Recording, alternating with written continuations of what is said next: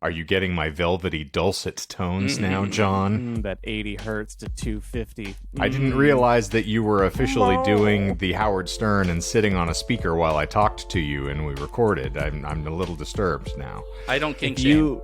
This is actually, I think, the only podcast in history that will be enhanced if you listen to it on a sub. Mm-hmm. Just so you can actually hear the full scope of your beautiful frequency range. Indeed. And I do kink shame. According to the intro of last week's show, I am anti-dick sucking, and so I want that noted. All over the world, I am prejudiced against those who will put a penis in their mouth. And I'm not saying, on the record, that John sucks dick. He just holds it in his mouth until the swelling goes down.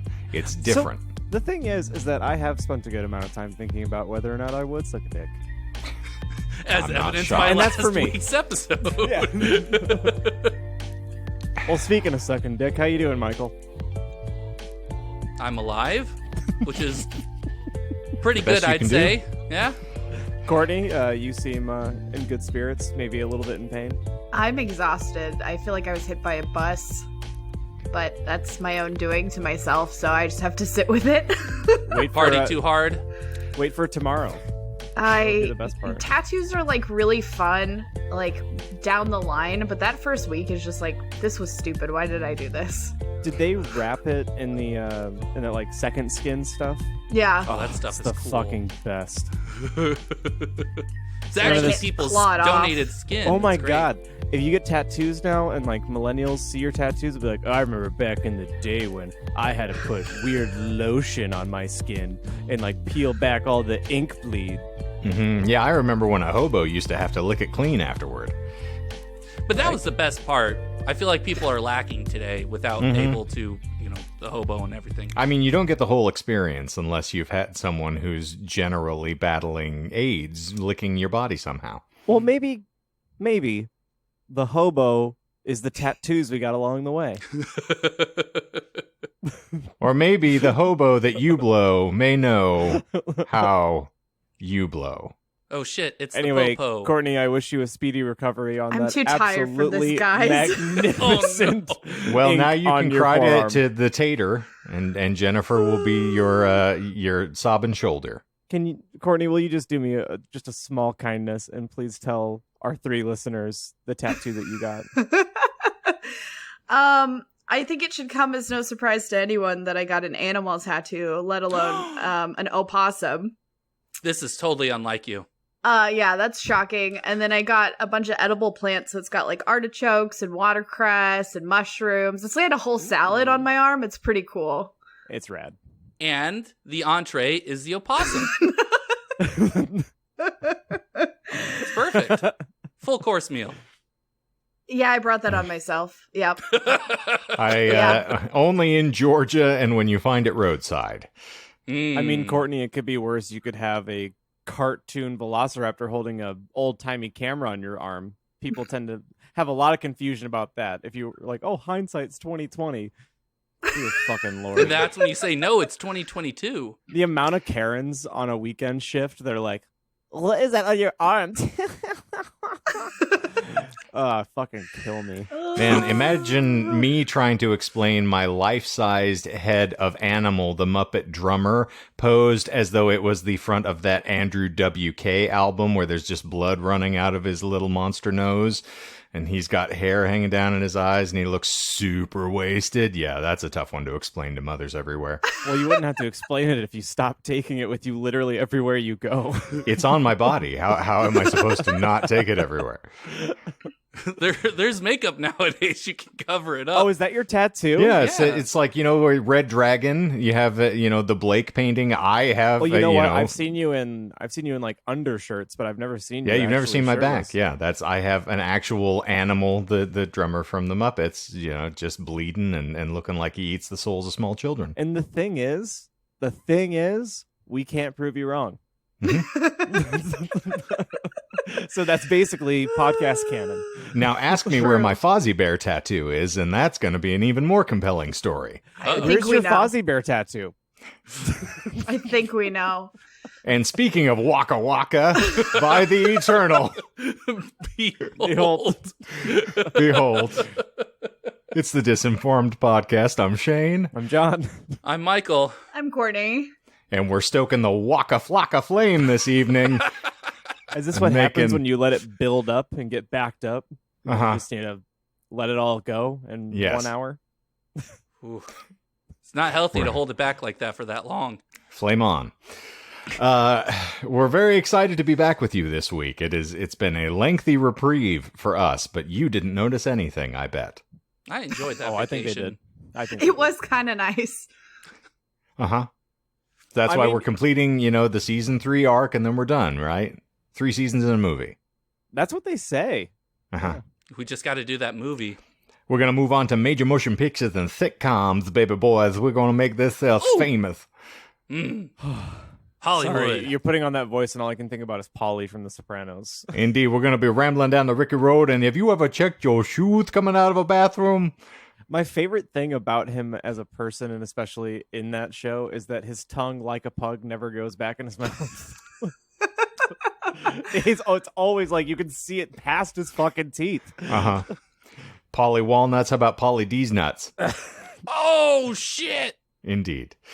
And for those of you who are worried what sort of nuts you're listening to presently, what we typically do on this show is we dive into random esoteric nonsense, and in the course of explaining it to one another, we lie occasionally. That is the shtick. And whether or not we get those lies properly identified over the course of the show, we won't let you leave disinformed. Oh, no. We have a denouement at the end of the chatter where we will tell you what we were fibbing about and why, so that you know exactly what's happening and what time it is. Yeah. But what time is it now, Michael? Speaking of nuts, I want to say first that there are 6 lies. Okay. And apropos of What? nothing? 6 lies. There's 6 lies. I'm Yeah, jumping but into my... I give me the nuts. Oh, I will. He's got In 6 of them. today's age of inquiry, reason, and science, where so many of humanity's problems can be solved with what intellectuals may call facts and logic, men still think with and are guided by their dick. Well, firstly, Astutely as a put. Republican, I'm just going to say that I don't believe in facts. I cannot be confronted with figures nor confounded by anything other than a man in a bad toupee saying that no one committed a crime. And furthermore, also as a Republican, where is the clitoris? Yeah, I have a roadmap for that, and I still haven't found it. Giant fold-out map that's like 3 by 3 foot. I don't care about a clit unless I can attach it to a semi-automatic weapon. Quick, turn that Is it a pussy into a machine gun. Sad truths. Sad truths. Sad pandas. I like my guns like I like my dick. Firing off 45 rounds a second. What? Did you see It's the semi-automatic. There's a politician woman this week who was quoted as saying, "I want babies in the womb to be as safe as kids in the classroom." Did you guys hear that? I'm sure that was Lauren Boebert. If not her, then Marjorie Taylor Greene. It was one of them. You It was mean somebody the fucking Nazi? like running for office. But I was like, Oh. this is really spectacular. I'm glad we're Was all it- on the same page. Was it the same person that said that there's no pronouns in our Constitution, our Declaration of I think Independence, it or the was Bible? that lady. Okay. Or The you one could that have- starts off with saying, "We the people." No pronouns. You No could have pronouns. pulled the Ted Cruz and said, "My pronouns are kiss my ass." Did he really say that? Yeah, he said that. Which I hope people refer to I'm kiss. still- Sorry, to kiss. I'm no, still sorry, trying- ass. I'm trying to diagram that sentence. Well, Since someone looks like a brown and serve roll with pubic hair scotch taped to the front of it, like I don't understand how that human being hasn't just been dragged through the streets by his toes like Mussolini. I mean, that's a fair point. I wanted to say something about his wife, but I couldn't think of anything. Why other, is she so not his. I'm blonde? sorry, ass wife. I have to. He's a Kia. Pronoun. Kiss is a Kia. Kiss We is a have Kia. to pronoun Cruz correctly. Indeed. So I'm on cruise control right now. So this is how we live up to your billing us as a political podcast, by the way, Michael. Yeah, so see? you're welcome. yeah, This show's been brought to you by Daily News. better than Daily Wire. I prefer Daily Nudes personally, but that's just me. They send heard you you, one nude and every I'm- morning at 8 a.m. I hear what you need, Shane, and I am glad to satisfy the request. So just Looking forward to seeing Stand that raptor in full HD. I can count the pixels. Our one-eyed snake is the most important thing to us, males, and I dare any male to try and prove otherwise. You hear that, Ted Cruz? Well, kiss identifies as kiss my ass, so not male anymore. Leave your extensively written thesis in the comments or as a review, complete with all the citations you'll never find, to try and prove that our dick is not the most important thing to males. No matter what you would write, I have a counterpoint so strong, so rock hard, that it would blow your paper's load in a matter of seconds. And this counterpoint I'd make is so complete, so absolute, you'd slap your forehead and say, why didn't I think of that? You'd rip your hair out, fling yourself on the floor, cry sweet, sweet tears of blood, and exile yourself to the vast openness of the desert, never to look upon another human again. you are so proud of yourself. I love this intro. I wrote it not too long after Roe v. Wade was taken away, and I was quite livid. That's why it's so sexually charged. No, it was mainly just talking about how men are shit. But I mean, I'm not going to disagree with you there. I'm wearing exactly. a really good shirt about how men are shit. Exactly. I'm wearing a penis-themed shirt as well, in case you can't see it. It's The Stand, but yeah. Oh, what do that's you all stand you for? can do. different connotation. Oh, same. Mine is a Damn the Weather shirt. It's full of dicks. Indeed. Sam's You're the biggest not one out of wrong. all of us. Big oof. My counterpoint about any assertion that dicks are not the most important thing to males is simple and straightforward. Look at all the work we have done to cure impotency. That's right. Okay. All the proof that you would need are the multitude of cures, remedies, and operations that we have invented to cure one problem. Hell, if we had put even a fraction of that effort into something like climate change, we would have solved that problem in the 70s, like completely reinventing society practically overnight to stop poisoning the earth. So I see that you are reacting purely to the comments we got about panda erectile dysfunction with a bunch of vitriol. Yes. Yeah. Okay. Is this the episode that you're talking about? Where you're like, guys, I just don't know how to approach this topic and make it good. No, I just had a little rant that I want to start off with because I thought it was good to preface everything by saying why I'm talking about it. You've turned Shane to the drink. I've done that to more than one person, so I'm sorry. it's expected. I'm not trying to shit on your special day. I don't want you to have the worst day at your job. You can continue. I'll stop. For talking me, about every day is special. But no. it. Okay, Males you're right, would buddy. rather It is. focus on... God damn it. That was not a good segue into my next line. Males would rather focus on getting it up and getting themselves off than doing anything beneficial to society. And so, because surprise, I am one of those males, I figured it was a time to do a deep dive into all the disturbing ways humanity has tried to fix a broken dick. Well, Michael, as a Republican, I can say that we wouldn't have a society if the men's dicks weren't getting up and getting off, you know what I'm saying? Lesbians can't impregnate themselves. Not with that attitude. Gross. So, because I actually did kind of come up with some nice section titles for this. I'm sure you did. You're gonna Man's Tarantino desire the to whole live thing. is only surpassed by his desire to fuck. In my research, purely for the episode, I swear. Hold on. Wait. Hold on. How high were you when you wrote this? How high? Because this is a really horny episode, and Don't write while high, because I don't think I can get anything done when I am high. So I don't. Well, you did a terrific job. Thank you. I came across a metric fuck ton. Funk. It's all Well, about you the came funk. across it, so I can understand you were a little excited about it Here we issuing fucking sentence. go. In my research, I came across a metric fuck ton of recipes to cure impotency and make you come as hard as Superman did in that academic paper that Shane had read in After Dark, episode 58, Man of Steel, Woman of Kleenex.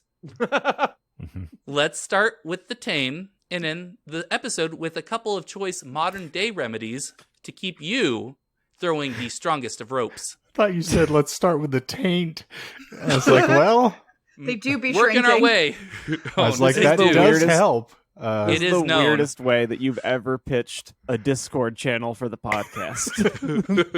Let's start with the tame. Start with the taint. r/start with the taint. I So- need to know. No, I don't want to look. I don't want to. That one's risky. It's dangerous. You don't know what you're getting into. All of a Besides sudden- the taint. And John's got the Arctic monkeys cued in his head, like, do I want to know? Basically. So, starting with the ancient cultures and civilizations, we got remedies like acupuncture, herbal medicine, blah, blah, blah. There are several cultures who investigated some lifestyle changes to increase your libido. And I'll mention two here. One, because it has to be the most male-centered reason behind impotence that I've ever read. And the other, because it, well, makes more sense. A man from 8th century BCE in India, a Samhita of Sustrura, I think I butchered that, but I don't care, wrote that impotence was believed to either be caused by psychological insecurity, which kind of makes sense, and then also could be blamed on sex with an undesirable woman. Yes, you heard me correctly. Can't get it up? It's obviously not your fault. It must be the woman. She might not be hot enough. Isn't there a third one, and that's being Irish? What? Isn't that an Irish thing? You know, being Man. impotent. You can't get it up? Yeah, that's an. I heard that it happens to every Irish Well, person. the Irish curse is technically having very little to work with. I mean, if we're going by the old wives' tale. Well, one But- would argue, Shane, for the Irish, that if they're all small, then maybe they're big. It's all relative. If everyone's small, then everyone is normal. Can I pull the ripcord? Can I get out of here? I'm not even here right now. So this sentiment of it being the woman's fault was shared in medieval Persia. But they actually turned the cause on its head. Medieval Persians examined the effect of depression on keeping the male member depressed, and then emphasized the physical effects of love. Their belief was that sexual acts not tied to some form of emotional connection could risk sexual dysfunction. Now, this is the Persians who routinely, laid siege to other countries, kept large harems of women in their servitude, and they're going to say depression kills, a turgid penis. Yeah, depression depresses a I'm male. calling total bullshit on that. No, it's true. They thought that. They believed that the woman might not be objectively hot. That doesn't matter. What matters is whether you perceive them as hot. This It's feels a like a subjective hotness. dangerously Okay. close to like the pickup artist follow-up. Like this. It's This Or has the- some red I'm seeing pill. that now. I did not write it with that intention, but it's definitely feeling like that now that I'm No, saying it out loud. I feel the Persians were just justifying beer goggles. That actually you hinted at the next thing I was going to talk about, but in a moment. It's so, restarting. That's right. It's not that the woman wasn't objectively hot. It's that she wasn't subjectively hot by you, the male. Pretty progressive, even for today, unfortunately. Some Persian texts even go so far to give several decent recommendations to improve your sex life, while suggesting several types of juices and milks to improve the male's virility.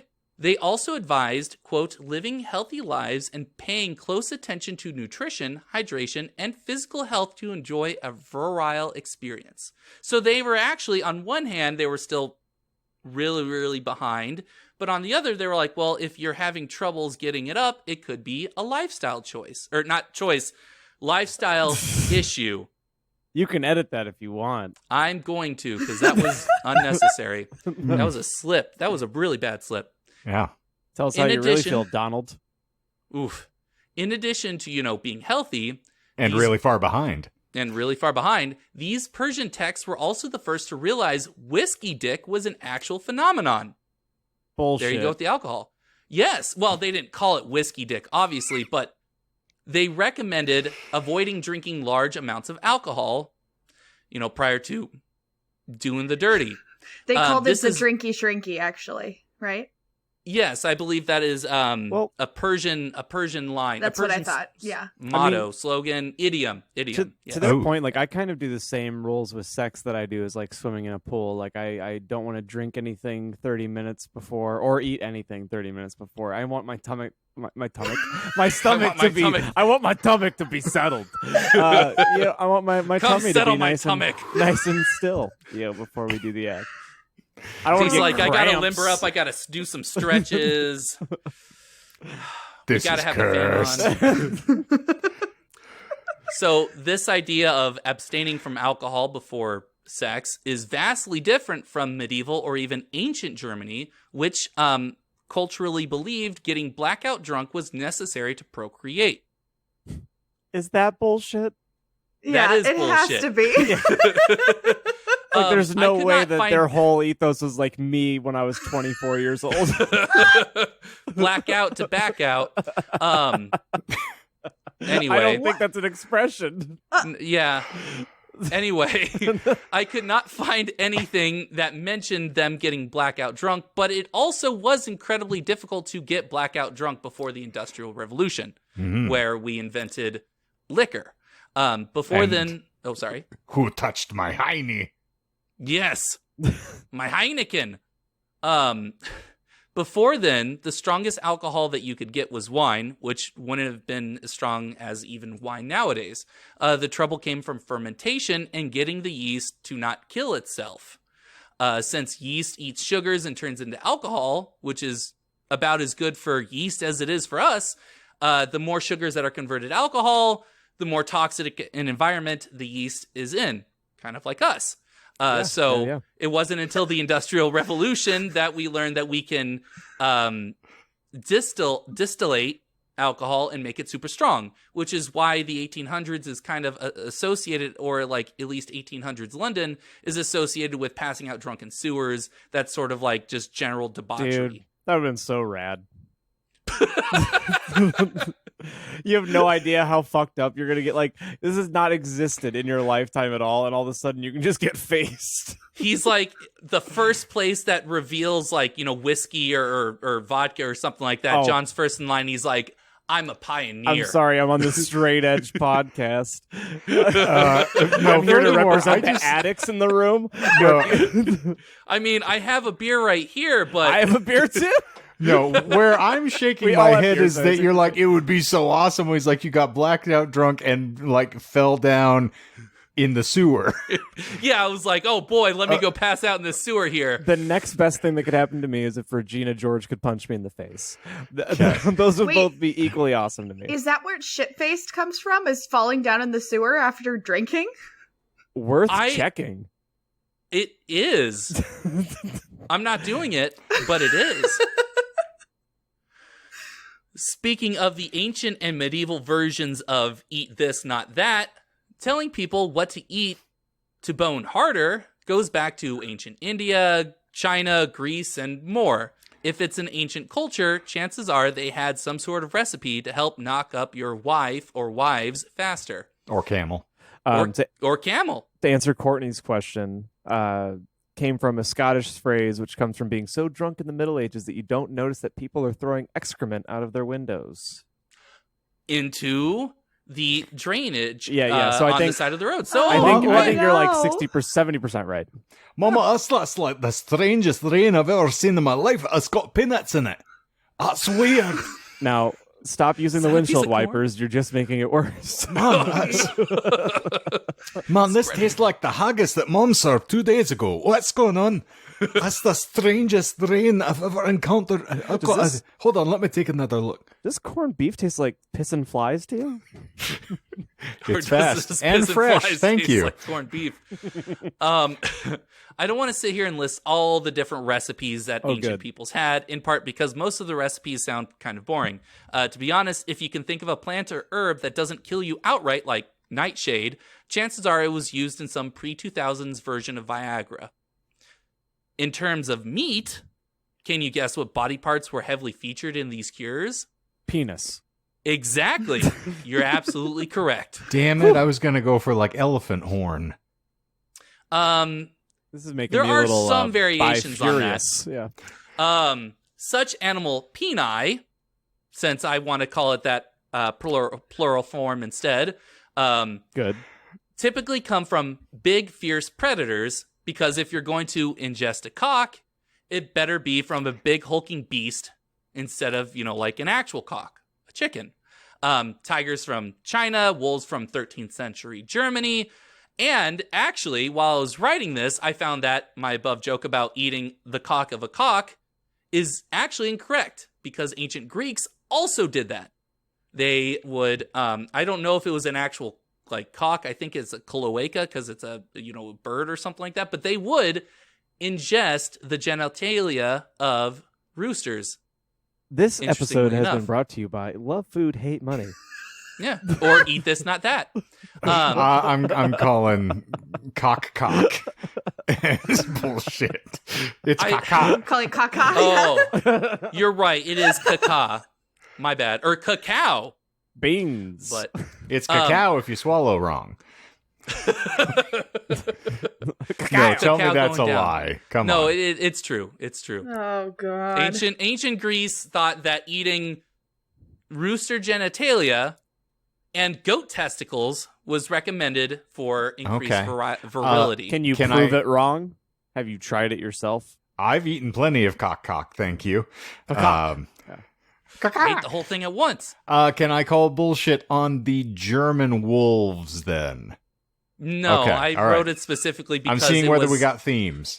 Yeah. Wolves from 13th century Germany. He's fishing. Because there was a lot of medieval texts, well, not texts from medieval era, but a lot of texts that explore medieval era remedies for impotency. Okay. The whole idea was that by consuming the cock of a strong, dangerous male animal, the human male will harness that power, kind of like the show Highlander, but instead of cutting off other heads to get the power. What did you do? He scared me into dropping my drink. Did your big fat cock get stuck on the dumb can again? I'm not wearing pants, so I mean that is always a danger. Oh no.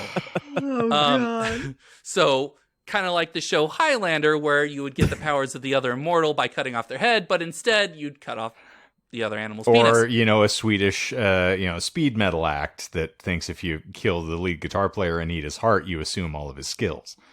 Yeah. Very It is known. specific, but not wrong. Let's see here.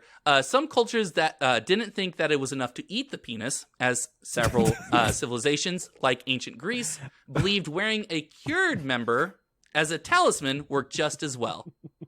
Sorry. That I seems got me a preferable. honey baked cock. I just wonder if that's where my ex-girlfriend's ancestry is from. Whatever you guys did in the bedroom, I don't want to know. Whether you were wearing that dried animal penis or her, it doesn't matter to me. I was doing it before it was topical.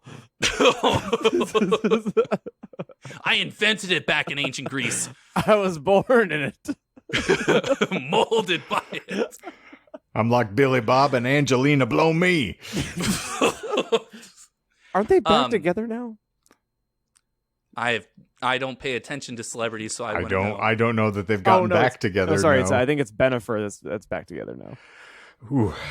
They're going to heal the timeline. Someone's gotta. Well, and as opposed to being Bennifer, they're now going to be referred to as badass. These talisman weren't just dried up animal dicks either. One such talisman was the quote, stone found in the gizzard of the belly of an ostrich. Sounding like some Harry Potter shit. Some of the more interesting attempts featured rubbing things on your junk in the hope that it would be invigorated, not just your hand. Sometimes that's just fun, though. Let's just be honest. The only thing that I've truly rubbed on my junk was Gold Bond powder. Because I To make wasn't hush smart. puppies? Yeah. What? Is that what the kids are calling it nowadays? Is that what Jonah calls it? I'm making a hush puppy. That Not is the shoe. a joke from the movie Chef, because they're in a food truck and it got so hot that they're all dumping like cornstarch down their pants. Oh, yeah. And they're making hush puppies. Okay. That, I mean, it's actually, the that makes a same lot train of thought, sense. Yeah. My brother so crudely referred to it as nut odorant. Yeah. I have some of that. I know you do. It's sponsored by Manscaped. I shared some with you. It's We have a delightful. lot of sponsors today. We We're do. so popular. If only they would, because, yeah, I'd love to get some free products. Since all we're getting offered is jewelry for Courtney. Oh, we got more of those? Yeah, lots of that. Nice. Nice. Well, cash in, Courtney. I feel like a little dragon, like I'm about to go get my hoard. Dirty. Talk to Courtney about her dragon stash, yeah. And the only thing we're going to need after we get through this episode is a cock ring. Or a Michael? gun. Today we're sponsored by Bad Guns. Dragon. Bad dragon, yeah. Bad dragon. ancient Greeks, particularly a man named Celsus, wrote several remedies for swollen testicles.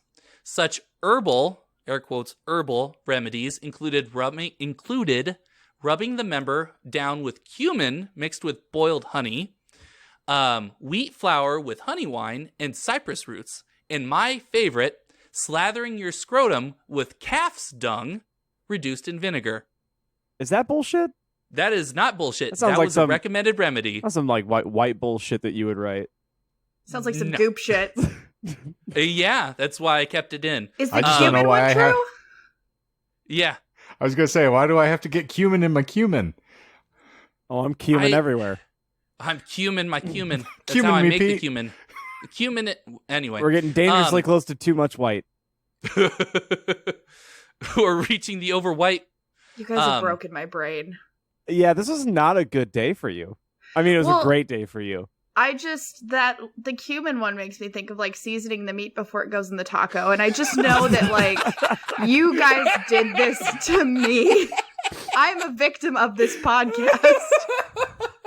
Did I ever tell you guys that I tried the Pop Rocks thing when I was like with a partner when I was like near 20 years old? Or did you The guys what? know about the Pop Rocks thing? There was like this, I don't know who fucking told it to me. It's like the stupid like you're a teen, like late teens, and people were like, "You ever gotten your dick sucked when the girl had Pop Rocks in her mouth?" And I was like, "It's like no, I haven't. Oh Should my I?" God. And we tried it. I wouldn't recommend it. You just used the Trump qualifier. What's that? A friend of mine said, you know, you may be the most persecuted man in America. I don't remember who told me, but a friend of mine, is like, you ever had your dick sucked with some Pop Rocks? The thing Really is, too, nice is that guy. like when I got COVID finally, I tried ivermectin. It didn't work. Mm. Yeah. Well, you'll get it on the second pass. I guarantee it. Here's hoping. Takes more than one.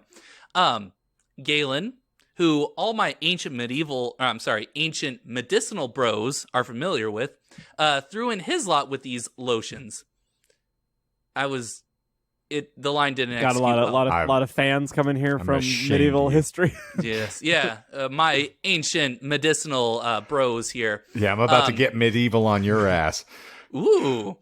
My favorite recipe from Galen involved a bowl, and whenever the bull urinates after sex, mix the soil and mud made from the urine into a plaster and anoint it on the penis. Anointed makes it sound like a ritual.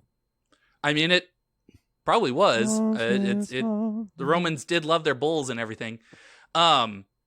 Keep in mind, Galen invented the four humors theory of the body, so you can't really expect that he knew all that much about the human reproductive system and how urine is stored in the balls. Because I was educated in Arizona, I'm not familiar with the four rumors.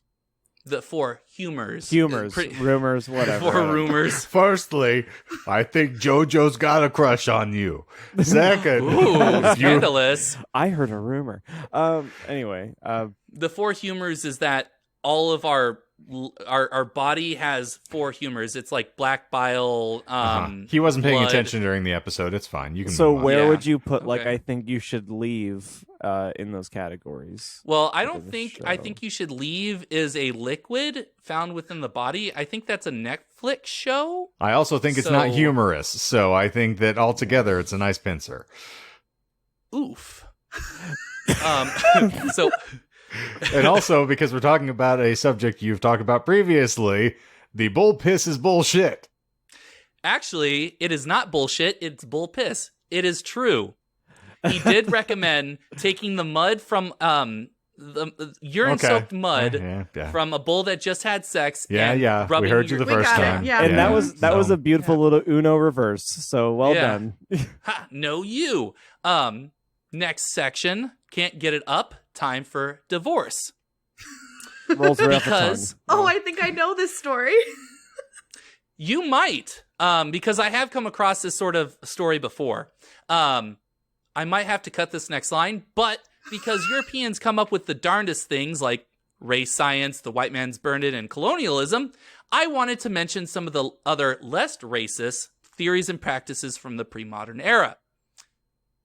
Starting with medieval Europe, it was thought that the erection was a result of compressed air within skin sacs within the penis. Medieval physicians believed that that explained why erections could come and go so quickly. They also believe that you can give yourself an erection if you breathe too heavily. Just worried about the dick fart now.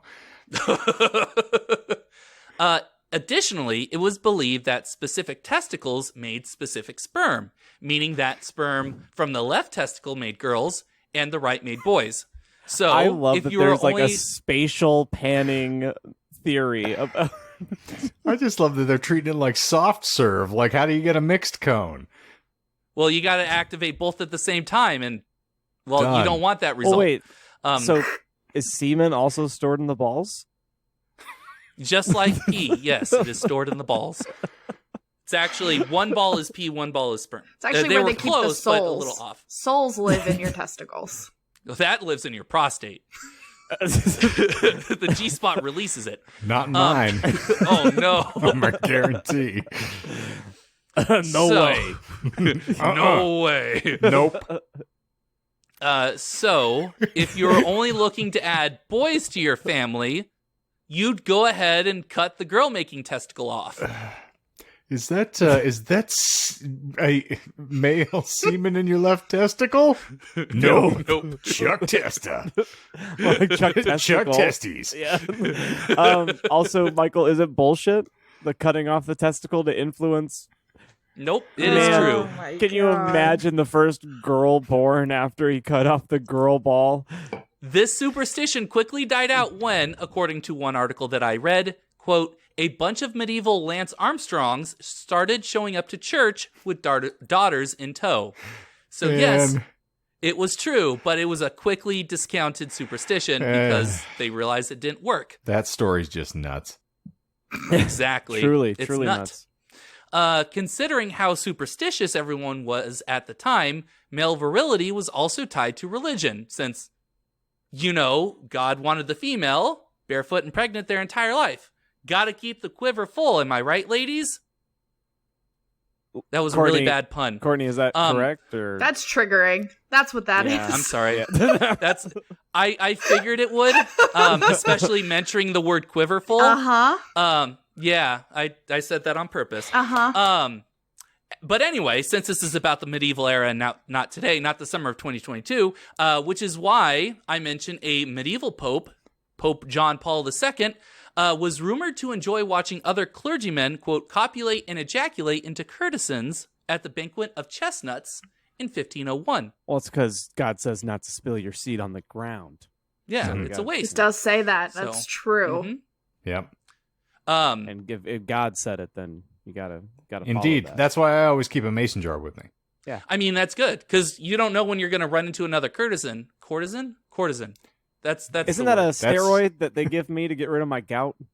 Yeah, it was the cream that you had to put on it. Yeah. Kind of itched a little bit, but that's just because they hadn't like really perfected the formula. They won't do that until like the 1800s. But It's really popular in Latin songs as well. This, from what I. Mi corazón. Yeah, I've heard that one. This superstitious ideation of male virility crossed over into the realm of witches. In the I switched the numbers. In the 1491 handbook, not the 1941 handbook, in the 1491 handbook, known as the Malus Maleficarum, witches were known to cause impotence and sterility to any man they hated. It was rumored that the stronger witches could simply make a penis disappear. Yeah, they could. If only. The common recommendation by physicians at the time to those who believed a witch was taking away their manhood was simple. Physicians would tell the man to be forthcoming and approach the witch they believed was causing the impotence. They can't even get the first coming. How are they going to get to 4? Exactly. Communication you. appeared to be... Oh, sorry. Oh, I was just thanking Shane. Communication appeared to be emphasized greatly when a witch stole your potent man milk. It was the perfect explanation for something that couldn't be easily fixed, since men wouldn't go out of their way to talk to someone, and impotency doesn't magically cure itself anyways. So it was the perfect remedy. It's like, oh, you got to go talk to this chick, tell her to stop stealing your virility. I don't talk to people. Give me my seed back. I want my seed back. Even though men probably didn't talk it out with the witches that cursed them, they most certainly had reason to try, because most of the time their marriage was on the line. Yes, in the 16th and 17th centuries, especially in French courts, were the impotence trials, which, if a man was proved to be impotent, the wife was free to leave the marriage. That's actually true. Yes, it is. Yeah. The trials involved a group of I can never say this word right. Theologians? Theologians? Theologians. Yep. What the fuck, theologians? Theologians. The trials involved a group of theologians who would assess the impotence level within a marriage, usually by observing the man's genitals and some sexual congress between the man and wife. Poke And it then with they- a stick. And It's my not favorite- moving. Yeah. And my favorite thing, they go up to it, and just give it a little mwah. That's If a you- beautiful dick. Please, brace it with a little kiss. Tell it that you love it and you will cook it a beautiful brie breakfast afterwards. It's Also- beautiful. We've gotten so far into this episode without asking the question that if God wanted you to have sex, wouldn't he just make your dick work? I mean, we have tied male virility to religion. Yeah. That was a couple of paragraphs ago. Maybe so, God doesn't want you to spill your seed. But that would imply that you can't fix it. And I don't think men, even in today's age, can handle the fact that they are permanently impotent. I mean, look at Donald Trump. Yeah, Proves he your refuses point. to acknowledge it. So, yeah. And Case see, in point. he tied virility to religion and then put a ball gag in its mouth, poured some hot wax on its back, and slapped its ass. And for some reason, it still didn't work. Nope. Not once. Disappointing. Had to ask for his money back. That's right. You would have to have sex while some 10 to 15 people watch and critique your sexual techniques. Done. Which, since this is the pre-modern age, most likely just missionary. But if the man could prove his No sexual way. prowess to the observers, well, that was just an offhanded comment. If the man could prove his sexual prowess to the observers, then he would save his marriage. But if he couldn't, the divorce would occur, and the man would be forbidden to marry or to remarry, and forced to give back the dowry to the wife's family. So you can't get it up, you can't get it working, everything's gone. So is that divorce, where- you lose all your money. Is that where like the muscle kissing happens? Like came from? Like in like the Patrick Yeah. Bateman, where he's like behind the gallon and he's like looking at himself in the mirror, like kissing the muscle, like It's psyching so that himself up to prove that his marriage so that he is can worth. prove his prowess to the council. Mhm. Exactly, the council with a capital C. Additionally, the newly released woman would then be considered a virgin for marriage purposes, since it was argued that if the man couldn't get her pregnant, then he probably couldn't break her hymen in the first place. I don't think that's so true. this is like the medieval version of. It's not true. No. Yeah. I was gonna No, say, she was are you probably just- like cast out as like a witch or some shit, and then they burned her alive and then took her money back. Yeah, most likely, yeah. Sounded like As that much was as I influenced would have by, enjoyed that sort of mental gymnastics going on in medieval males' heads, I couldn't find any record of that. sounds like you were describing like born again Christians. Exactly. Considering men's sexual education regarding the hymen, I wouldn't be surprised if some men even today thought this. What's a hymen? Exactly. Ask your mother. It's a person who waits by the side of the road to rob passersby. Shane, hey Shane, Johnny Cash sang a song about it. Shane, can you ask my mom what a hymen is? The And next let me time I know. see her, I certainly will. Thanks. I thought it was the greeters at Walmart because they always say hi to people. They're the hymen. I hate it here. I was a hymen. I fought cocks out of the cunts. Well, I'd rather be a hymen than a lowman. Yeah. I ensured they I mean, didn't that's fair. spunk. Oh, Courtney The judge is disconnected from the guilty. call. Courtney's Ugh. left the Zoom meeting. How weird. Wonder if it's a bug. My next section is white plus white equals Jesus. more white. We're getting into the nitty gritty of it. I take it back. I don't want to hear your headers anymore. Pun Fine. intended? Pun Yes. intended. Okay. Michael with the broad strokes this evening. For sure. Not that you can see. Hand check. Handshake. He's never stroked abroad in his life. Don't let him lie to you. True.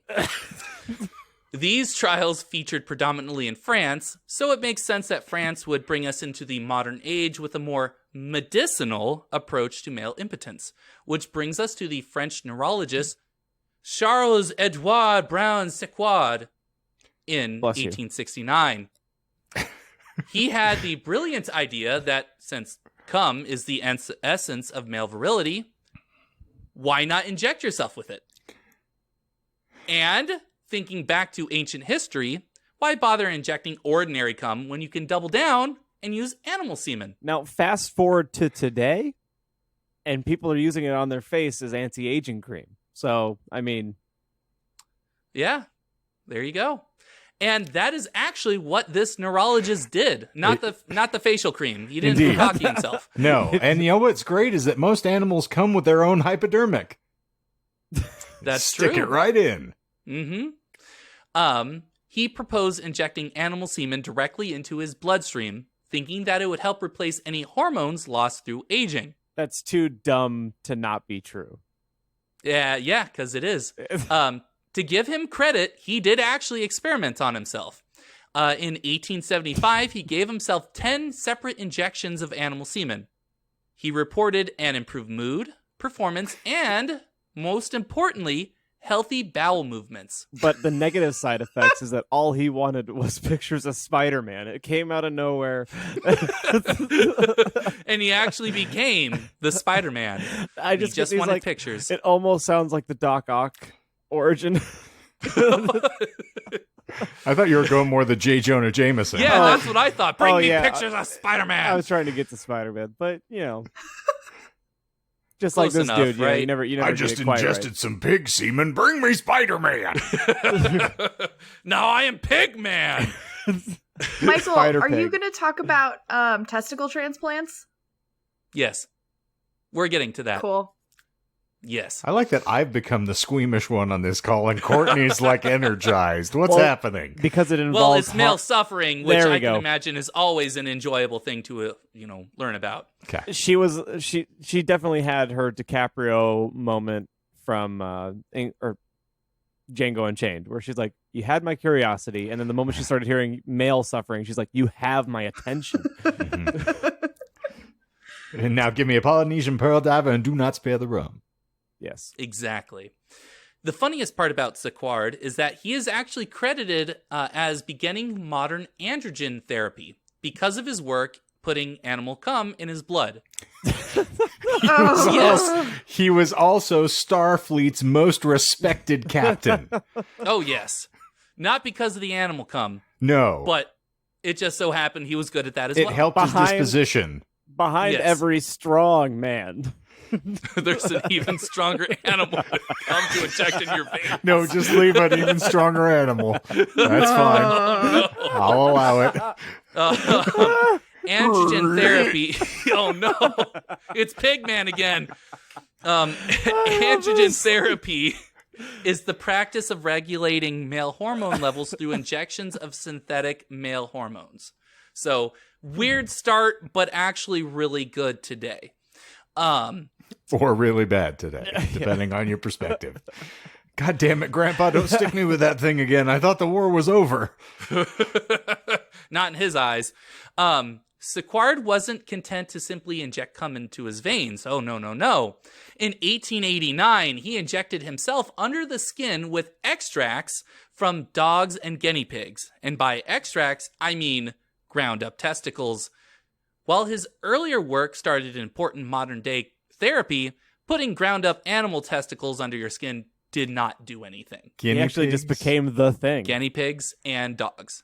When you're feeling like small injections, you go with the guinea pigs. If you're feeling a little bit large and in charge, you go with the dogs. Did he just like have a brother that worked at a vet and was like, "Can you just give me some samples if you ever have a second?"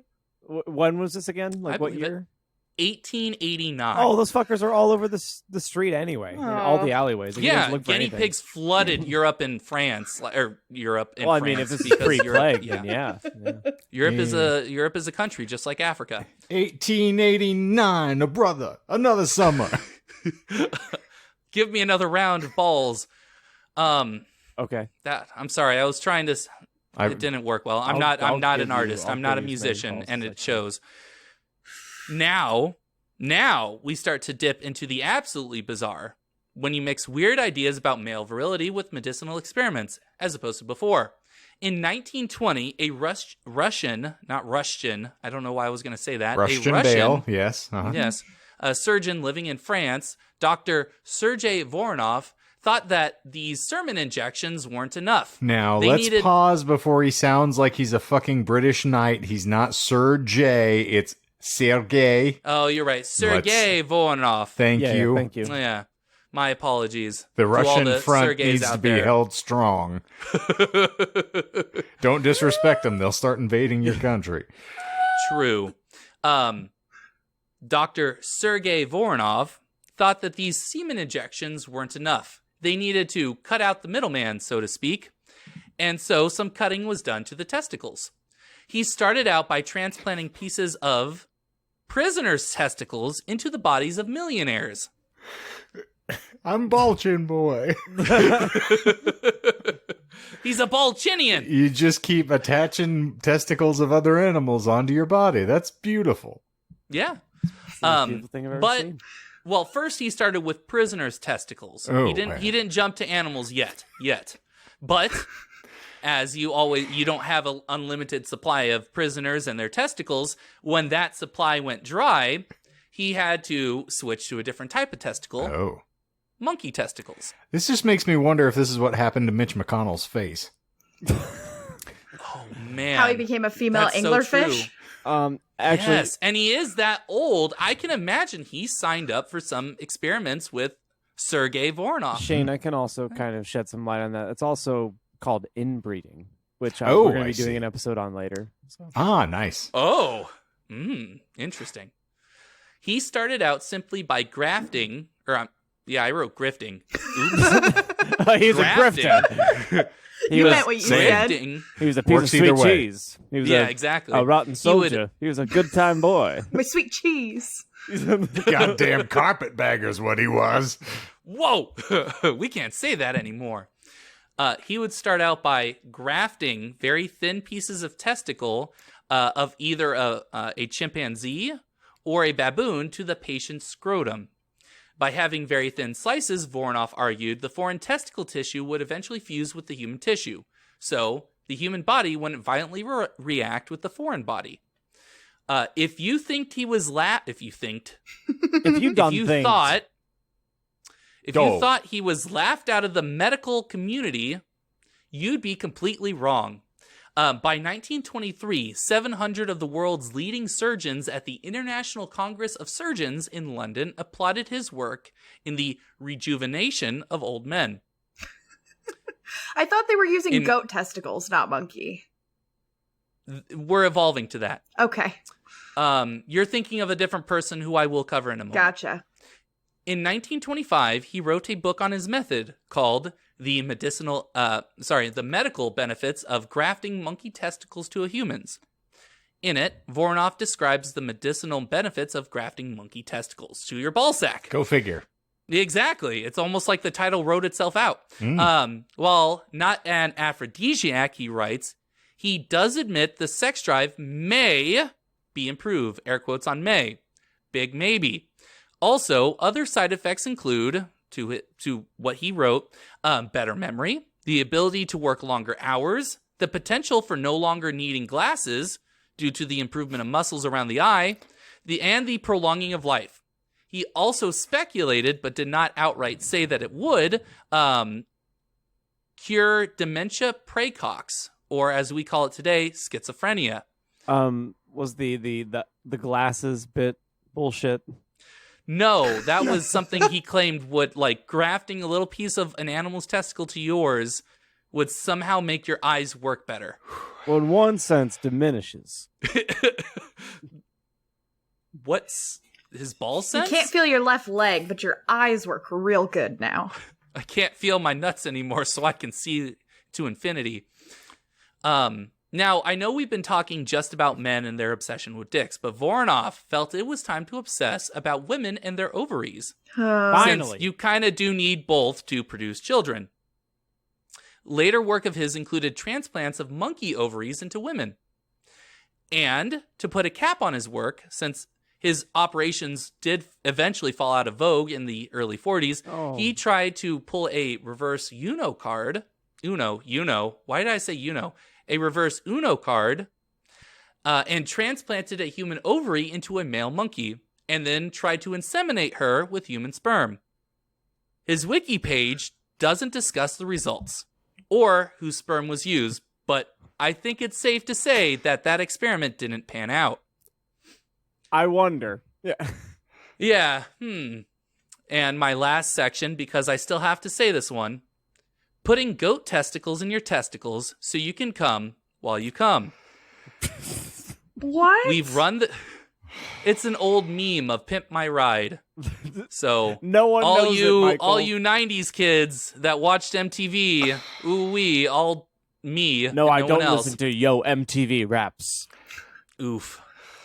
We've run the gauntlet from testicular improvement, starting from the mouth, winks at camera, and ending at implanting bits and pieces of the stuff inside your ballsack. Finally, we're taking the last leap and going all in, and by all in, I mean placing a whole goat's testicle inside your scrotum. I thought you were going to say mouth. No, we started at the mouth, winks at camera. Leave it up to an American to take it too far and do it all just for the money. Oh, God. As John Brinkley revolutionized the air quotes, revolutionized the male reproductive health industry with his brand new medical procedure. Keep in mind, I did not include the title doctor before his name. It all started in 1917, when Brinkley was the town doctor of a small little town called Milford in Kansas. According to his own biography, Brinkley was seeing a 46-year-old farmer who was complaining of having no pep, lamenting offhand that he didn't have, quote, billy goat nuts. By seeing, you mean that they, went out on Friday nights for dinner, held hands, and lovingly caressed one another in the dark clutches of the night? Oh, yeah. Hot. Usually in the alleyway, Beautiful. After dinner, but yes. Okay. Mm-hmm. All right. Just want to make sure. Mm-hmm. Brinkley, upon hearing this, had an idea and never looked back. Eventually charging some $750 for the procedure, which is around grand in today's money, he'd snip the testicles, which he'd always refer to as glands, of a 6-week-old goat, usually right before the operation. So it would be, fresh. Then he'd make an incision in the man's scrotum, and he'd just insert the testicle right up in that. Just under layers of skin, not even in the scrotum itself, and then he would sew it up, good as new. He would claim that he did more than just stick it in there, like he'd hook up blood vessels and do his best to make sure that the goat testicle would live on. Yeah, exactly. He'd get a little hand action there. But he wasn't actually doing that at all. He would literally just put it under the skin. And the people ate that shit up. It was the placebo effect and the power of suggestion all wrapped up in a nice skin-covered goat testicle. His notoriety exploded when one of his patients got his wife pregnant not too long after the surgery. The first goat gland baby, which I have the name for. Can you guess his name? Prom night, dumpster, glom night, baby? No, his actual name. That was Billy. His nickname that he got. Yes, his name was Billy. All right. He was born not too long after Brinkley started the goat gland gonad journey. And with that, the doctor, because he still technically was a doctor at the time, instantly became famous. Claiming the operation cured 27 ailments from dementia to emphysema to flatulence, all with a 95% success rate. Warning, though, the actual success rate changes depending on your intelligence. Brinkley explained that stupid people had a higher failure rate. So, if it didn't work, you just might be too stupid. Checks out. Really? Emphysema? Yes. And flatulence. Okay. And dementia. Not just schizophrenia, but full-on dementia. Uh-huh. Yeah. Let's see. With that success, Brinkley began advertising hard, building a massive radio tower in 1923, not too far away from his practice, where he would broadcast medical advice. When not transplanting goat testicles, he'd frequently spend hours each day on the radio, primarily promoting his goat gland treatments through shaming and appealing to men's and women's egos and their desire to be more sexually active. Look at you. You're a handsome man. You're fetching. I bet you could go and get any sort of woman that you want if only you had the vascular fortitude in order to impregnate them. Snip. I mean, honestly, that you're probably not that far off from one of his advertisements.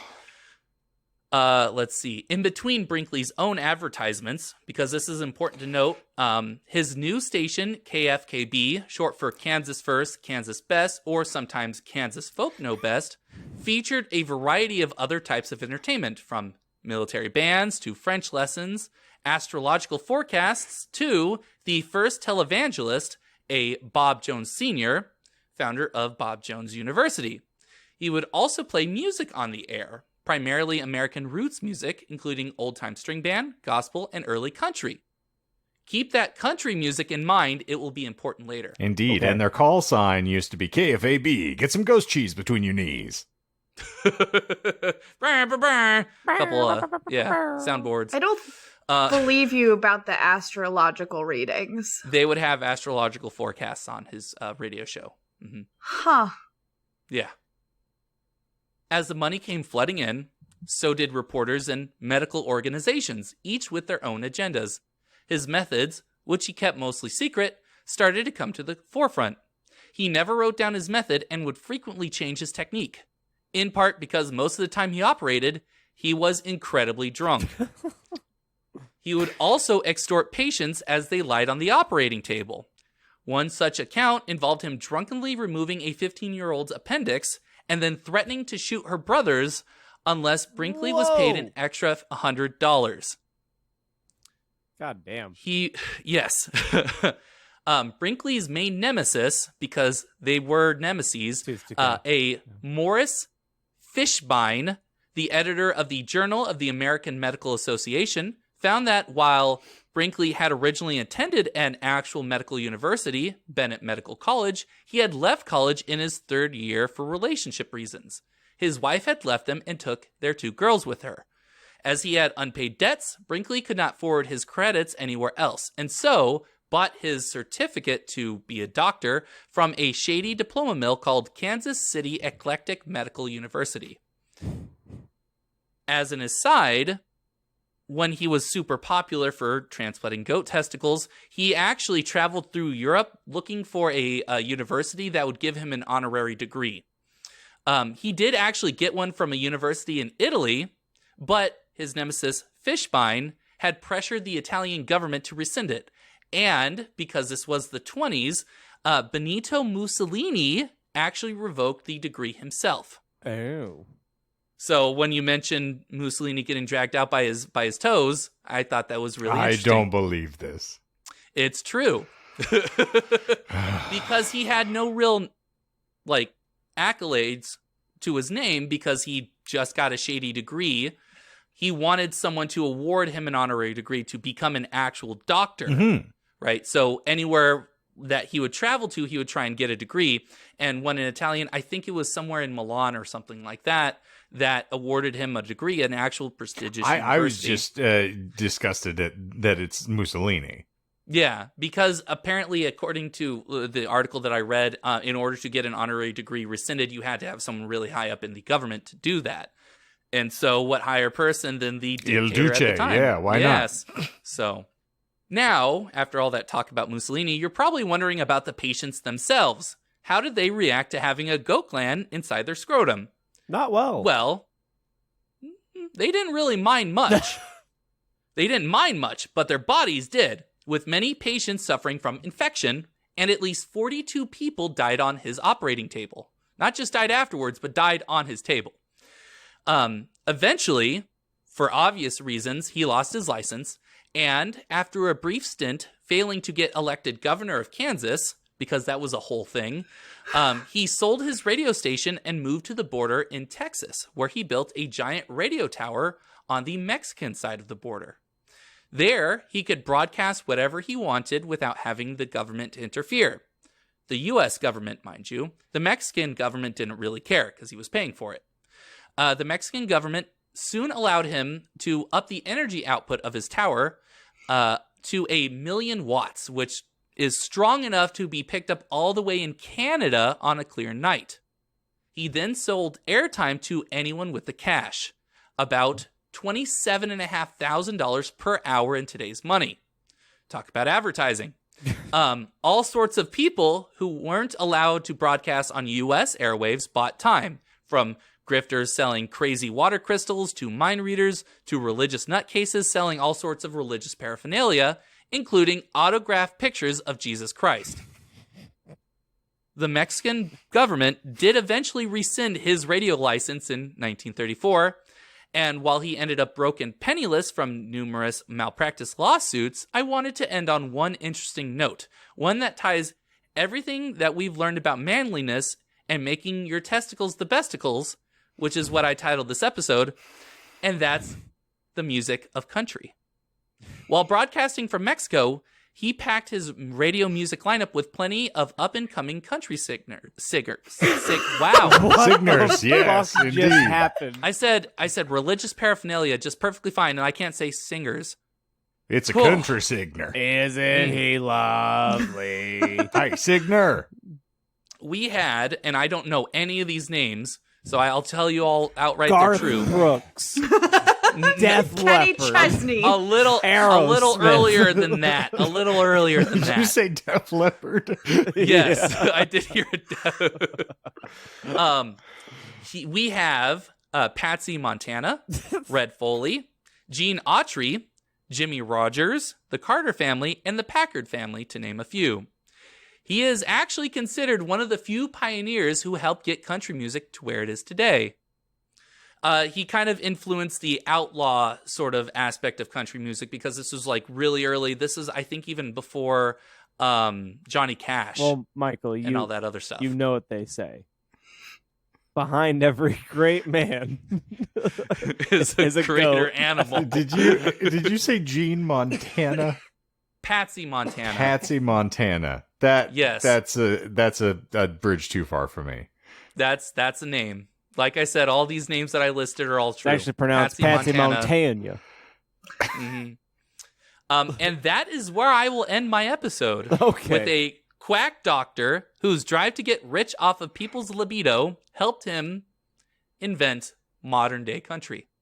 I just feel like you kind of failed to get it up, Michael. I'm sorry. With all this talk of testicles and impotency and stuff like that, I'm sorry I couldn't get it up for you. Stand and deliver, my friend. Sign, seal, and deliver. One more stab for my part. 1,000,000 watts. Yes. Yeah, 1,000,000 watts. Watts is a measure of I know what energy, it is, but that's yeah. that's a ridiculous amount. That's why I mentioned that it can, on a clear night, people in Canada can pick up his his radio, which, like I said, was based on the border between Texas. Correct, and with all them signatures. Yeah. Yes. Yeah. Anyway, any other stabs before I stab my mouth? You said that the goat testicles he was transplanting were 6-week-old goats. Is that a lie? No, that was true. They took the testicles from 6-week-old goats, and I couldn't verify it, but at least one source had said that they died not too long after having their testicles taken from them. But I couldn't confirm that in other sources, so I didn't necessarily write that outright. Also because that's very, very sad. Yeah, that is pretty sad. Yeah, and then kids and yeah. Was it Bob Jones on the radio, or was it a different televangelist or radio evangelist? It was not Bob Jones. Yeah, I didn't think so. You were right. Yeah. Wow. There was actually no televangelists on John Brinkley's radio station, but they were starting off. This was like around when he was airing his radio stuff. While Bob Jones was one of the first televangelists, he started in 1927, and he was not based out of Kansas. He was based out of New York, if I recall correctly. While he did play gospel music on his station, he did not actually feature any televangelists. So, but I thought it was such an interesting parallel that this guy really is known for not just the goat testicles, but helping to start the country music industry. And also around the same time that he was getting popular radio-wise, televangelists were plying their wares, so to speak. So I just thought it was an interesting overlap to include. But yes, you were right. Bob Jones, not there. Yeah. Nice. Though I also found out that the university that he founded is like ruled by his like great-grandson or something like that. Like it was like past like a kingship, like a kingdom. It was very There's weird. another university that's just like that. Very bad. Any other stabs? I think I've had enough of the righteous gemstones for this week. Fair enough. Okay, so let's see. The first lie was ancient and medieval Germany, where you would get blackout drunk. You're right. You caught that. Let's see here. The next one, I did mention Galen, and I think I've used this lie before in the past. He did not invent the four humors theory of the body. He was a proponent of the humors, aka humorism. But he was not the first to theorize about it. It was first proposed by Alcmaeon of Croton about 600 years before Galen made his debut. And I also specified that urine isn't stored in the balls. The whole idea of urine being stored in the balls is a meme on the internet. Yeah. So, one of these lies was a quiz for John, because I know that he fails as an ex-Catholic. I mentioned Pope John Paul II. He was not a medieval pope. He was actually the pope that was around when we were all alive. Yeah, he was the pope from 1978 to 2005. Hardly know him, hardly respect him. Oof. The actual pope who hosted the banquet of chestnuts was Alexander VI, who was a Borgia, featured in Showtime's historical drama, The Borgias. I found that little informational tidbit so interesting that I had to throw it in, even if it doesn't exactly match with everything around it. Let's see. You caught the woman would be considered a virgin for marriage purposes. Yeah, that would be nice. Oh, it would be nice if they didn't care about virginity anyway, but they're men. They don't care about that sort of thing. Next lie. I had his book titled The Medical Benefits of Grafting Monkey Testicles to Humans. It was not that straightforward. It was just called Rejuvenation by Grafting. Because if you spoil everything on the title of the book, no one's going to want to read it. With a twist that might surprise you. Exactly. 9 out of 10 doctors don't like this. And you got Bob Jones, and I do believe that was the last one. Yes. Okay. So you got half the lies. Courtney got Better than half we the usually lies. do. Let's be honest. That's true. I kind of did write some of these lies hoping that Courtney would get them. I see. It was intentional that she would find them. Interesting. Yeah, kind of. At least the Bob Jones Sr. one, because I know that she kind of had to suffer through at least some of this. She probably knew who Bob Jones at some point was. So, yeah. So, there you go. And that was Big Ball Energy, making your testicles the best-icles. I feel the same. You're the one. And I see. Okay. I do believe I made my point that men value their dick above anything else. And I said I don't value my dick at all. Oof. I'd have to find it first. It would have to be of Small use to me. PP energy. Indeed. No big balls here. Give me a tuber, I'll get you something out of it. But, I would love to say that was another delightful installment of the Disinformed podcast. But it's not my episode. I'm not going to lie this week. So, Lie 7. Bullshit. indeed. Yeah, so we're just going to leave that where it is. We're just going to sack that entire concept. But we thank you all for being here as always, and if you have appreciated the content on this episode, please send me a message so that I can avoid ever entangling with you out in public. I'm gonna just... We'll send you links to BetterHelp. Indeed. Not sponsored, but you'll need it. Indeed. And we hope that you, if you did enjoy it, though, you can give us a little positive affirmation. I'll allow it. Rate and review. We'd love to hear from you. All that stupid shit that we just, it's pointless. It's a shot in the dark at this point. I'm just screaming for attention that no one's going to give us. And that's fine. Other than my good friend Jen, which you have made everyone's lives much better with all of your Absolutely. comments. So thank you. It'll be 3 months by the time you get to hearing this, but we appreciate having you here In the future, and your yeah. glorious engagement. And, of course, you can check out in the show notes below, there is going to be a link tree to get you to those socials if you want to interact with Jen. She's far more entertaining than I am, certainly.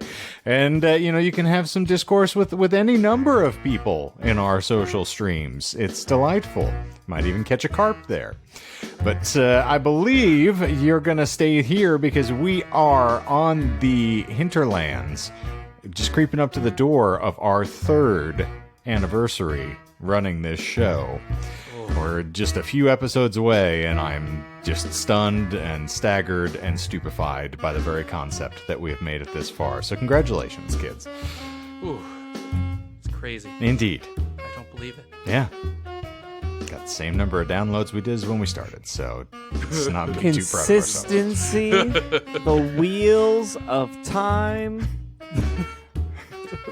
It's a marathon, not a sprint.